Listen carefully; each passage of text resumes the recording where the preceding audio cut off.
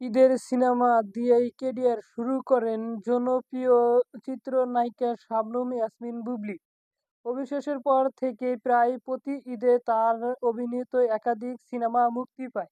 সেই ধারাবাহিকতার ২০২৫ সালে রোজার ঈদের জন্য বুবলী অনিয়মিত একাধিক সিনেমার মুক্তির তালিকায় নাম লিখেছেন। যদি চলতি বছরে তার অভিনীত হাফ ডজন সিনেমা রয়েছে মুক্তির মিছিলে। এরই মধ্যে দুটি সিনেমা ঈদুল ফিতরে মুক্তি পাবে বলে ঘোষণা দিয়েছেন নির্মাতা।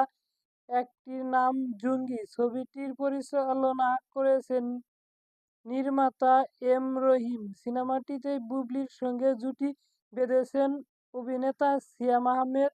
অন্যটি বুবলী অভিনীত সিনেমা পিঙ্কি, এটি পরিচালনা করেছেন জাহিদ জুয়েল। এই সিনেমায় বুবলীর নায়ক আদর আজাদ ঘোষণা দিয়েছেন জঙ্গি সিনেমা ২০২৪ সালে কুরবানি ঈদে মুক্তি দেওয়ার ঘোষণা দিয়ে শেষ মুহূর্তে সরে যায়। এরপর চলতি বছর ঈদের